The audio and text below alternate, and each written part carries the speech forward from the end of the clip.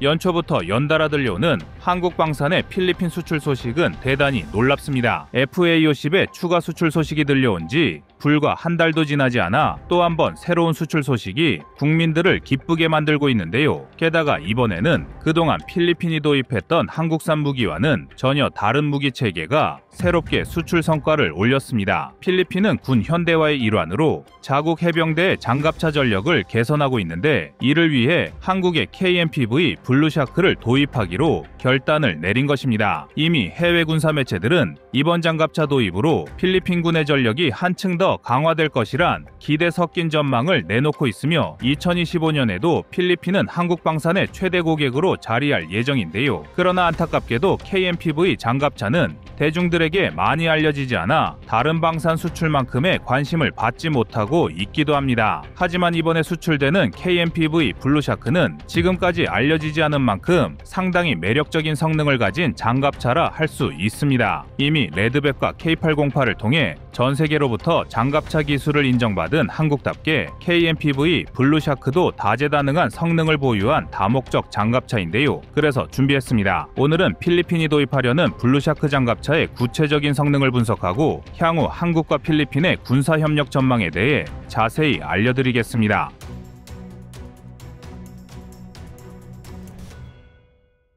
최근 해외 군사 매체를 통해 알려진 필리핀의 한국산 장갑차 도입은 여러모로 한국 국민들에게도 낯선 점이 많습니다. 그동안 KMPV 블루샤크는 우리 대한민국 국민들에게조차 대중적으로 알려지지 않은 모델인 게 사실인데요. 한국 방산업체 코비코가 개발한 KMPV 블루샤크는 4x4 차륜형 장갑차로 길이 6m, 폭 2.19m, 높이 2.3m의 차체 크기를 가지고 있습니다. 언뜻 보면 차륜형 장갑차보다는 마치 소형 전술 차량인 것처럼 보이기도 하지만 장갑차의 중량은 12톤으로 16톤의 K806 장갑차나 20톤의 K808 장갑차 못지않은 중량을 가지고 있습니다. 여기에 총 10명의 병력이 탑승할 수 있어 준수한 수송 능력을 보유하고 있으며 270마력 엔진을 활용하여 시속 120km의 최고 속도를 낼 수 있습니다. 또한 장갑차로서 갖춰야 할 험지 돌파 능력도 우수한데 최대 등판 능력은 31.5도, 최대 횡경사는 15도까지 주행이 가능하여 가파른 경사나 험지에서도 얼마든지 주행이 가능합니다. 이 정도의 험지 돌파 능력은 한국군이 주력 장갑차로 활용하고 있는 K808과 동급의 성능으로 여느 장갑차와 비교해도 밀리지 않는 우수한 성능인데요. 더욱 놀라운 점은 400mm 높이의 수직벽도 가뿐히 넘을 수 있어 각종 장애물을 돌파하는 능력까지 갖추고 있다는 것입니다. 이 밖에도 KMPV 블루샤크는 최대 도하 수심이 1m이며 럼플렛 타이어를 장착하여 적의 공격에 타이어가 파손되더라도 시속 50km의 속도로 1시간 이상 주행할 수 있는 능력까지 갖춰 기동성 측면에서는 흠잡을 곳이 없는 장갑차라 할 수 있습니다. 여기에 장갑차로서 갖춰야 할 방호력은 7.62mm 철갑탄과 TNT 6kg 지뢰 등을 방어할 수 있어 다목적 장갑차로는 준수한 방어력을 보유하고 있습니다. 비록 적과의 직접적인 전투를 염두에 두고 개발된 보병 전투 장갑차 수준의 방어력은 아니지만 나토 기준 스타나그 4569 레벨2 수준의 방어력을 보유하고 있는 것인데요. 대신 최근에 개발된 장갑차답게 각종 최신 장비를 탑재했다는 것은 KMPV 블루샤크만의 강점입니다. 블루샤크는 12.7mm RCWS를 장착할 수 있어 탑승한 보병들이 적의 공격에 노출되지 않은 상황에서 원활한 대응이 가능합니다. 원격 사격 통제 체계는 이제 신형 전차와 장갑차를 개발하는 데 있어 빼놓을 수 없는 무기 체계가 되고 있는데, 한국은 이미 수년 전부터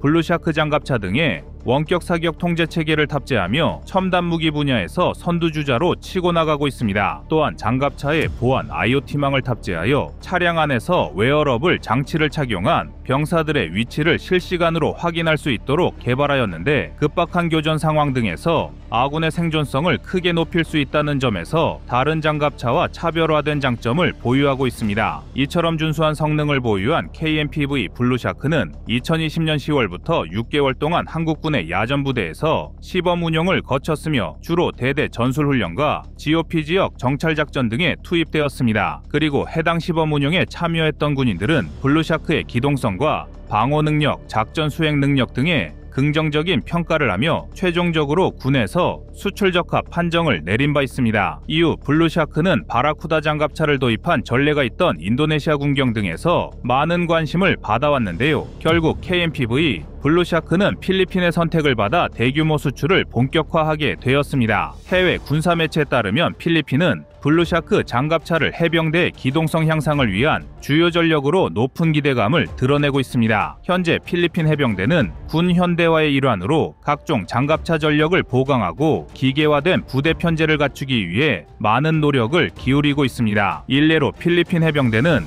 AAV-7A1 상륙 장갑차와 V150 장갑차 등을 보강하며 해병대 전력의 현대화를 진행하고 있으며, 여기에 더해 빠른 기동성과 우수한 다목적성을 갖추고 상륙 장갑차 등을 보조할 장갑차에 많은 관심을 보여왔습니다. 해병대에 있어 다목적 장갑차는 해안 방어나 상륙 기습 과정에서 효율적인 작전 수행 역량을 제공할 수 있기 때문인데요. 필리핀 해병대는 한국산 다목적 장갑차를 도입함으로써 유사시 중국과의 군사 충돌이 발생하더라도 해안 방어 능력이 지금보다 한 단계 더 강화될 것입니다. 그리고 필리핀이 해병대를 위한 장갑차 전력으로 한국산 무기를 선택했다는 것은 지금까지와는 다른 의미를 가지고 있습니다. 필리핀은 그동안 상당히 다양한 한국산 무기를 도입해왔지만 대부분은 공군과 해군 전력에 상당한 초점이 맞춰져 있었습니다. 대표적으로 필리핀 공군은 이미 12대의 FA-50을 도입하여 주전력으로 활용하고 있으며 추가로 12대의 FA-50을 더 도입할 예정입니다. 또한 KF-21의 수출이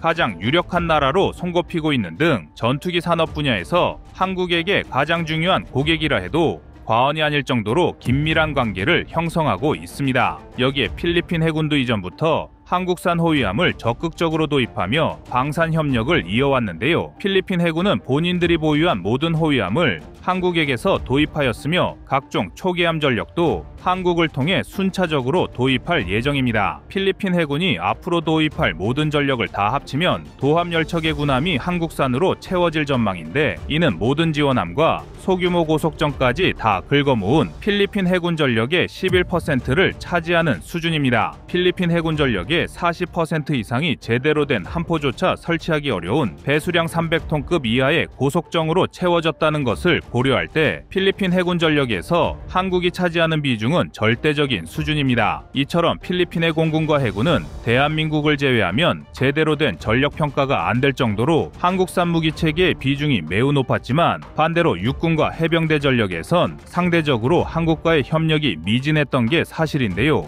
과거 한국은 필리핀에게 구룡공여를 타진하기도 했지만 이를 제외하면 마땅히 눈에 띄는 성과가 없었습니다. 하지만 한국산 장갑차가 필리핀으로 진출한다면 양국의 방산 협력은 전례 없는 강력한 유대 관계를 형성할 수 있습니다. 또한 해병대와 육군이 사용할 수 있는 다양한 무기 체계가 추가로 수출될 수 있는 발판이 될 수 있습니다. 현재 필리핀은 중국의 해안 상륙을 저지할 주요 무기 체계로 한국의 천무를 면밀히 검토하고 있습니다. 여기에 더해 해안 방어에서 기동성을 한 단계 강화시켜줄 KMPV 블루샤크가 가세하면 유사시 중국군이 필리핀 본토를 공략하려 하더라도 필리핀은 한국산 무기를 활용하여 적극적인 방어 작전이 가능합니다. 여기에 한국과 필리핀은 중국을 상대하기 위해 인도태평양 지역에서 가장 적극적인 자세를 취하고 있는 나라들인데요. 지리적으로 한국과 필리핀은 중국이 태평양 진출을 시도할 경우 양쪽 끝에서 중국의 해양 진출을 포위할 수 있는 전략적 요충지에 위치하고 있습니다. 대한민국과 필리핀 사이에는 대만을 제외하고 중국을 견제할 수 있는 나라가 없으며 그 대만조차도 군사력 측면에서 중국보다 한참 열세에 놓여 있다는 것을 고려할 때 중국의 태평양 진출을 막아낼 수 있는 한국과 필리핀의 연합전선은 매우 중요한 전략적 카드가 될 수 있습니다. 따라서 필리핀의 이번 장갑차 도입은 단순히 그동안 잘 알려지지 않았던 무기체계가 해외로 수출되었다는 것을 넘어 한국과 필리핀의 전략적 유대관계와 협력을 증진할 수 있는 매우 좋은 기회가 될 것입니다. 중국의 연이은 팽창은 이제 미국 혼자만의 힘으로 제압하기 어렵게 되었습니다. 그리고 중국과 미국의 패권 경쟁이 점차 심화된다는 것은 미국의 주요 동맹인 한국과 중국의 군사적 위협에 노출된 인도태평양 지역의 국가들이 미국과 적극적인 협력을 통해 공동의 적을 상대해야 한다는 것을 의미합니다. 그렇기 때문에 한국과 필리핀이 방위 산업을 비롯하여 다양한 군사 분야에서 긴밀한 협력 관계를 유지한다는 것은 인도태평양 지역의 안정을 위해서도 결코 좌시해서는 안 되는 문제인데요. 필리핀의 한국산 장갑차 도입은 양국의 협력을 증대하고 중국에 대한 포위망을 형성하는 중요한 전환점이 될 것입니다.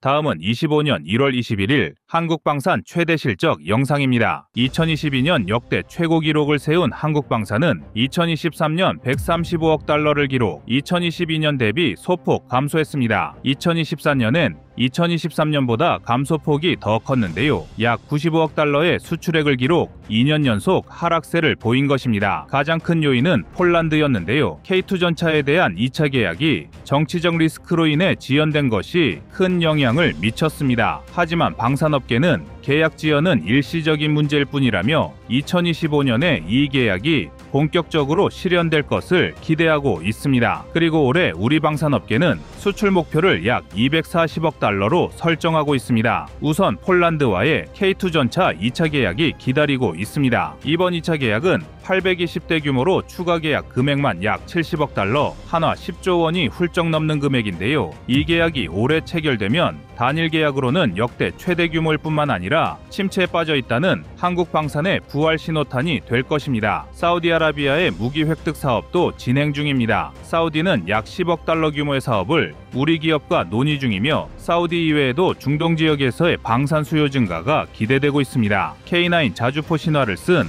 한화에어로스페이스는 2017년에 이어 인도와 K9 자주포 백문 공급에 대한 추가 계약 체결을 협의 중입니다. 이미 성능이 입증된 K9 자주포는 앞으로도 인도군의 주요 전력으로 자리 잡을 가능성이 높습니다. K9 자주포는 이미 여러 국가에 수출되었고 글로벌 자주포 시장에서 60%, 장기적으로는 이미 독점이나 마찬가지인 점유율을 차지하고 있습니다. 동급이라 불리는 미국의 팔라딘이나 영국의 AS-90, 독일의 펜자우비츠 2000 자주포보다 사거리, 발사속도, 생존성, 기동성 등의 면에서 유사하거나 우위를 보이고 있는데요. 특히 2010년 북한의 연평도 포격 도발 시 K9은 아군을 향해 도발해온 북한의 포진지를 타격해 대적 대응 전력으로서 그 위력과 위상을 전 세계에 확인시켜준 바도 있습니다. 해상 분야에서도 우리 방산의 실적 향상이 기대되고 있습니다. HD 현대중공업은 6,400억 원 규모의 페루 함정 건조 사업을 시작한 데 이어 미국 함정에 대한 유지보수까지 승인받은 것을 시작으로 미국 내 조선소를 인수하는 등 본격적인 북미 시장 공략에 나서고 있습니다. 사실상 미국 내에선 항공모함 건조를 제외한 대부분의 군함 건조에 한국의 설비와 기술을 도입하자는 의견이 힘을 받는 실정입니다. 후술하겠지만 한국 항공우주산업 카이를 중심으로 한 전투기 사업 역시 2025년을 기점으로 크게 부각될 전망입니다. 이미 단기적으로 FA-50 경전투기에 대한 계약이 이어지며 필리핀, 말레이시아, 페루 등에 추가로 수출될 계획입니다. 이렇게 한화에어로스페이스, 카이, 현대로템,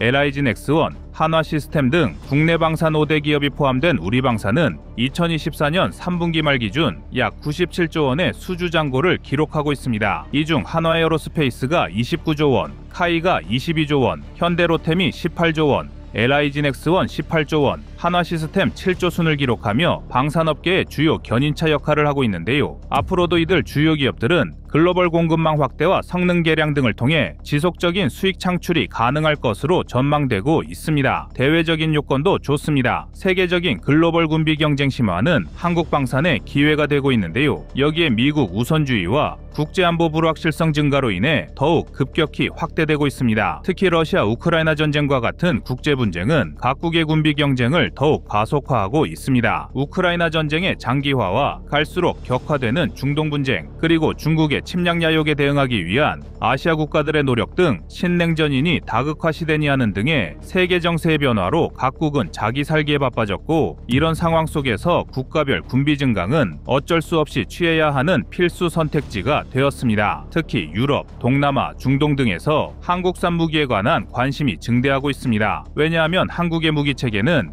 기술적 성능이 선진국 수준 못지않으면서 상대적으로 훌륭한 가격, 풍부한 양산 역량, 그리고 우수한 사후 서비스 등의 측면에서 그 어떤 국가도 보여주지 못한 높은 경쟁력을 보여주기 때문입니다. 예상치 못한 상황에서는 준비된 자가 성공하듯이 한국이 그간 독자적으로 개발하려고 고생해왔던 방위산업이 드디어 빛을 보기 시작했고, 시대적 변화 속에서 또 한 번 파장을 일으킬 것으로 기대됩니다. 무기시장의 큰 손중동은 우리에겐 새로운 시장이나 마찬가지인데요. 이미 세계 최대 무기 수입국 사우디가 한국산 대공화기에 매우 큰 관심을 보여주고 있습니다. 사우디는 그간 미국산 무기 구매에 치중하느라 한국에게는 미개척 시장이었지만, 일시적으로 미국산 무기 수입이 금지되자 무기 판매와 함께 제조 기술을 전수할 기술력을 갖춘 국가로 대한민국을 점찍고 있습니다. 2030 경제개발 계획을 추진하는 사우디 투자부가 한국의 LIG 넥스원과 방산협력 양해각서를 체결한 것도 이러한 이유 때문입니다. 현재도 한국산 무기는 가격 대비 성능, 즉 가성비와 기술력이 뛰어난 것으로 평가받고 있는데요. 특히 한국군의 기반이 되는 지상군 전력의 핵심 K2 전차와 K9 자주포는 실전에서 검증된 사례로 글로벌 시장에서 신뢰를 얻고 있습니다. 앞서 폴란드의 사례처럼 한국 방산에 중독된 도입국이 계속해서 우리가 만든 무기 체계를 연이어 구입하고 있다는 사실도 고무적입니다. 일례로 한국산 지상전 무기를 싹 쓸어가다시피 한 폴란드가 한국산 보병 전투차의 도입까지 요청한 것인데요. 폴란드는 자국산 보병 전투차인 보르숙 장갑차에서 각종 문제가 발생해 논란이 계속되자 보르숙 장갑차와 해외산 장갑차를 투트랙으로 운용하기로 결정한 것입니다. 말이 투트랙이지 사실상 보르숙 장갑차를 대체할 차기 주력 장갑차를 한국에서 찾고 있는 것인데요. 현재로서는 K21 또는 레드백 중 어떤 장갑차를 요청할지 알 수 없지만, 전문가들은 현재 폴란드의 상황을 보았을 때 레드백을 요구할 확률이 높다고 분석 중입니다. 그런데 놀랍게도 폴란드가 요구하는 것은 장갑차뿐만이 아닙니다. 우리 국군의 차세대 전투기인 KF-21 보라매에도 굉장히 지대한 관심이 있는데요. 최근 폴란드 정부는 기존 동구권 전투기들이 맡고 있던 공격기 임무를 수행할 수 있는 우수한 초음속 전투기로 한국의 KF-21이나 FA-50을 노리고 있습니다. FA-50은 미들급 전투기의 성능을 갖춘 것으로 알려졌지만, 최근에 발표된 블록 20 개량 계획 때문에 전투기 구매를 고려하고 있는 국가들로부터 주목받고 있습니다. 계획에 따르면 다름이 아니라 능동 이상 배열 레이더, 즉 A사 레이더와 공대공 무장이 통합될 예정입니다. 그리고 최근 FA-50용 A사 레이더의 개발로 전체적인 능력까지 개선될 조짐을 보이고 있는데요. 국제 정세가 긴박하게 돌아가고 있는 만큼 FA-50과 같은 미들급 전투기의 소요가 긴박하게 늘어나고 있습니다. 여기에 FA-50 경공격기는 초음속 경공격기로 기본적으로는 주로 지상 표적을 제압하는 임무를 수행하는데요. 최대 이륙 중량 12.3톤, 최고 속도마하 1.5의 무기는 공대공 미사일로 단거리에는 AIM-9 사이드와인더, 중거리에는 AIM-120 암람, 공대지로는 AGM-65 매버릭, 제이담 등을 탑재하고 있습니다. 이는 모두 한국이 미국 정부 및 업체와 긴밀하게 협력하여 얻은 결과인데요. 이렇게 되면 블록 20 개량 시기를 단축시킬 수 있을 뿐만 아니라 구매국의 요청에 따라 한국형 혹은 미국산 A사 레이더 탑재도 가능한 유연성도 갖출 수 있습니다. 여기에 한국 방산 기업들은 현지 협력 생산 및 기술 이전 등을 통해 각국의 요구에 맞춘 맞춤형 무기 체계를 제안하고 있습니다. 또한 유럽과 중동 등에서 개최되고 있는 방산 전시회와 국제 무기 박람회에서 한국 방산의 우수성을 알리기 위한 적극적인 마케팅 활동이 이어지고 있는데요. 특히 KF-21과 FA-50은 한국형 무기의 대표 주자로 주목받고 있습니다. 물론 이러한 목표를 달성하기 위해선 한국 방산업계가 해결해야 할 과제도 존재합니다. 계약 지연과 같은 정치적 리스크는 여전히 한국 방산의 발목을 잡고 있으며, 미국 등 기술 강국의 의존도를 줄이고 기술 독립을 이루는 장기적인 목표를 달성해야 합니다. 그러나 이러한 도전 속에서도 방산업계는 꾸준히 성과를 만들어내고 있습니다. 2010년대 초 한국의 방위산업 수출 규모는 세계 13위였지만 10여 년이 지난 지금은 6위로 7개 단위나 뛰어올랐습니다. 건국 이래 최고의 방위산업 호황기를 맞으면서 열린 K방산 르네상스를 2025년 다시 한번 재현할 것으로 전망됩니다. 결론적으로 2025년은 한국 방산업계가 역대 최대 수출 실적을 달성하며 방산 시장에서 새로운 이정표를 세울 것으로 기대되는데요. 폴란드와 사우디아라비아, 인도를 비롯한 주요 시장에서의 활약과 K2, K9, FA50 등의 대표 무기 체계는 한국 방산의 위상을 더욱 공고히 할 것입니다. 올해는 단순한 수출의 성과를 넘어 한국이 세계 방산 시장에서 중심으로 도약하는 해가 될 것입니다. 이상 꺼리튜브의 두 번째 미션이었습니다.